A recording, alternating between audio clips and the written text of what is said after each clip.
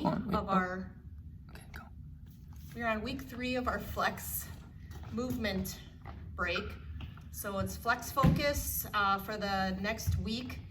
We are going to end this core front section next week, and we're going to just add on again today. Then next week we'll put it all together, and that'll be week 4. So then you will have all the components of your core front exercises, and then we'll start the next focus break with core back. So beginning today, it's just building on what we've already covered, and maybe you're not there yet. Maybe it's just you're still working on those heel slides and the bent knee fallouts and the tabletop, and that is okay. But what I have noticed is that usually people will do a core front work, maybe 2 times a week in like a class, and they're really just doing such hard work that they're skipping over these really small muscle groups. So today we're going to start on the floor or the mat, and we're going to start with that C curve. So you can follow along by watching Jared or just listening to my voice. If you've been joining us the last 2 weeks, you'll know by my verbal cues what we're doing. So you're gonna start in that C curve. So you're gonna hold your C curve, and you're gonna really hollow out that middle.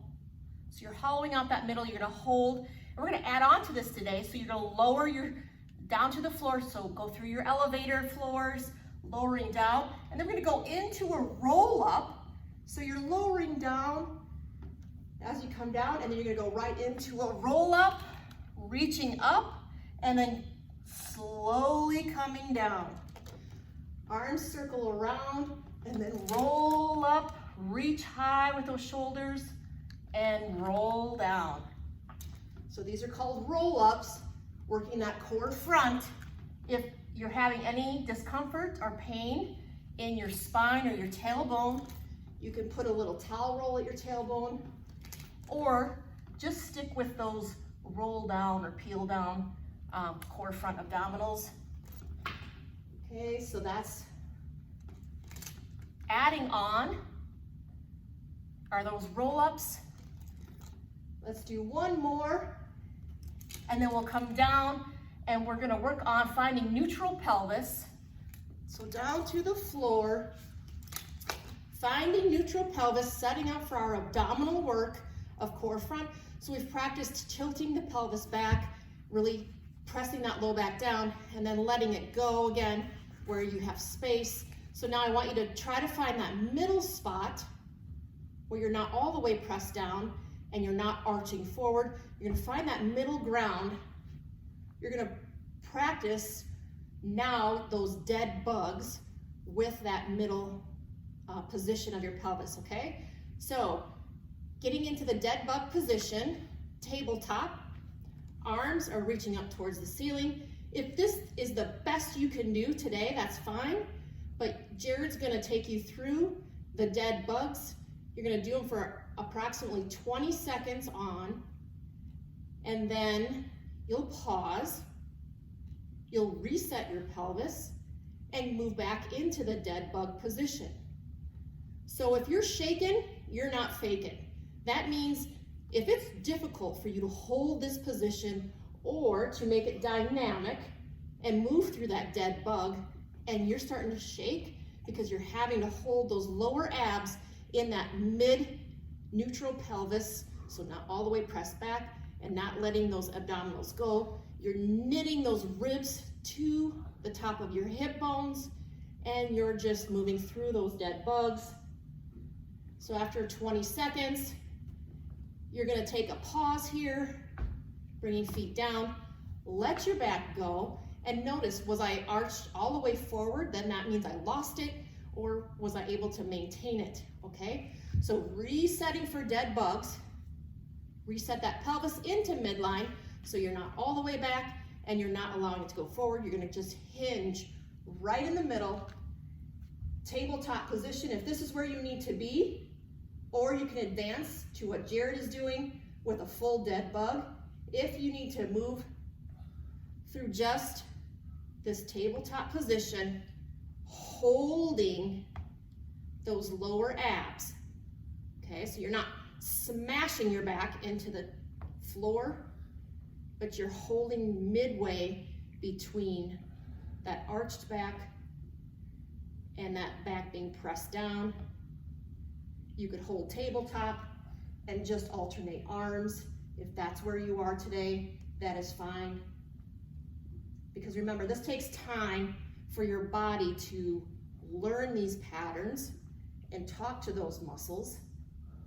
So if you're following with Jared, you're gonna go 20 seconds on, and then we'll pause, we'll take a break, let it go, and then you're going to reset those abs again. We're gonna do 2 more sets of these dead bugs. So you're pressing, holding, holding, holding. And again, if you're following me, you're in that tabletop position holding and just moving arms, alternating. If you're following Jared, he's doing a full dead bug, extending opposite arm, opposite leg, holding his lower pelvis in that neutral spine position. This is also the position that you're going to want to find those muscles when you're sitting, when you're standing, and when you're walking or engaging in activity. You're just going to do that on, off, as if you're laying on the floor doing your exercises. Okay? So let's take another little pause here, lowering down, taking a break. And so we're actually training our brain to talk to our abdominal muscles, to engage them, holding that pelvis in that mid-spine position, neutral pelvis, and then going into our last set of our dead bugs before we add on. So if you're here, holding, or just lowering your feet, you can tap or follow Jared with a full dead bug. This is not a bicycle, okay? So what Jared is doing is not a bicycle. He's holding, all your work is coming from your lower abdominals, and he's holding, and then he's extending the leg and opposite arm, and then he's using those abdominals as if he's doing an abdominal crunch, and he's extending. Oh, he's almost straight. He's gonna crunch back up, and he's almost straight, and he's gonna fire those abdominal muscles to pull the knee and the arm back to midline. Adding on, taking a break. We're gonna do a little oblique work in this position. For your oblique work, you can make it static or dynamic. For a static, you're going to reach your opposite hand towards your opposite, outside of your opposite foot. You're gonna reach using those abdominal muscles, and you can either hold, breathing in your nose, out your mouth, curl a little further forward as you exhale, breathe in, and exhale, curl a little further forward. You should be using that side, those side obliques, breathing in, and exhale, breathing in, and exhale.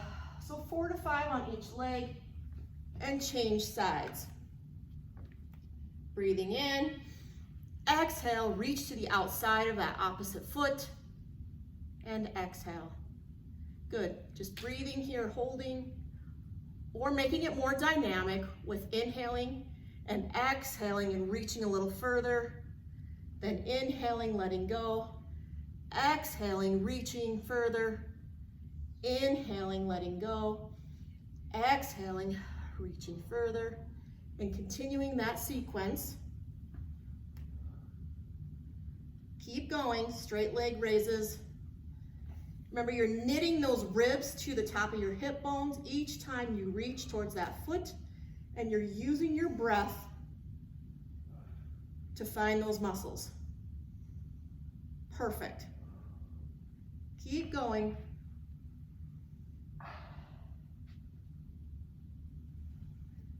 Do not let your opposite side of your pelvis, of the leg that's extended, roll. Remember, you're gonna hook or grab those opposite abdominals of the leg that's extended, and you're gonna keep that down while you reach to the opposite side. Okay, so you shouldn't allow your spine to roll. Keep it down as you alternate, okay? And again, if you want to make it a little more dynamic, you could alternate, but I feel like you lose a little bit of those obliques doing it this way. I prefer a hold and reach, a hold and reach. Very good. So those are your straight leg crossovers that we introduced last week. Coming down, we're gonna add on this week with a bridge, okay? So now we're gonna work on finding that bridge in that midline pelvis. So you wanna tuck or roll those hips back into that neutral. You're not pressed all the way down into the mat, but just that middle spot where you're gonna have to work to hold those abdominals from hip bone to hip bone, drawing your basement of your pelvic floor up towards your belly button, back towards your spine. You're going to raise or elevate your hips up towards the ceiling, being careful not to arch the back, and then lower slowly down. Let your pelvis go. Draw up again, up towards the belly button, back towards the spine, raising those hips to the ceiling, pressing through those heels, and coming back down. Go ahead and continue with those bridges. 2 more. 1 more. Back down and rest, let the pelvis go. We're going to add on to that again, onto our bridge. We're going to do hip abduction and adduction. So move your feet just a little bit closer together. Then you're gonna go ahead, do your pelvic tilt to that mid spot. You're gonna raise the hips up, and now you're just gonna kind of butterfly those knees apart and squeeze them together and push apart and squeeze together. Hold up there. Do not let your bridge sag. Holding up there, using those glutes, pressing out in that butterfly position and back in. Hold, hold, hold. Make those hips work. It's not coming from your spine. Your spine is just holding stable, and you're moving in and out, butterfly bridges. Good. When you've done 10, you can come back to midline and lower down. Very nice. Adding on 1 more component, which will be the final component for the core front, is doing a single leg bridge. And we will let you work on it this week, but for a single leg bridge, this is more for our advanced individuals that maybe found the previous work somewhat challenging, but they're ready for a little bit more of a challenge. If you're not ready for this, that's okay. Then just save it for next week. But for a single leg bridge, you're going to, again, find that neutral spine, your pelvis, drawing your lower abdominals up towards your belly button, back towards your spine, pressing through the glutes. You're gonna raise up and then leave one leg on the floor, extending the opposite leg. Hold your bridge. You should not be teetering from side to side. If you're teetering, then you're not ready for this, okay? So you're gonna extend that leg, then bring it back down and lower and set, press up. You can change legs or you can stay on the same side. 5 repetitions, alternating. So while Jared finishes up with these single leg bridges, I'm gonna tell you about your homework for the week. So your homework for the week is to keep working on your core front by performing the dead bugs with a neutral pelvis. So that means that halfway mark in between your back being all the way pressed down and letting your abdominals completely go. So you're gonna find that midway mark. You're gonna work on doing your dead bug position, 20 to 30 seconds on, then take a break, then reset your pelvis, and 20 or 30 seconds on, okay? You can do it as a 2-minute drill, or you can do it for 3 to 5 minutes. It's just that on, off is what will retrain those abdominals. And then I want you to transfer that information into your sitting, standing, and walking postures, okay? Then you're gonna add on that bridge after you're doing the straight leg crossovers, you're gonna add on that bridge, and then you can add in that hip abduction, adduction, or butterflying of the hips, back down, and then you can end with single leg bridges if you're there. If you're not there, then just hold off and just work on these pieces for the week, and then you'll join us back here next week, and we will wrap up our 4-week series on the core front, okay? So if you feel like you need to flip over onto your tummy and do just a few press-ups with that low back, you sure can. Sometimes when we do that flexion work in our spine, it feels good to just work through 5 or so extensions through that spine, keeping the hips down to just help reset the spine, okay?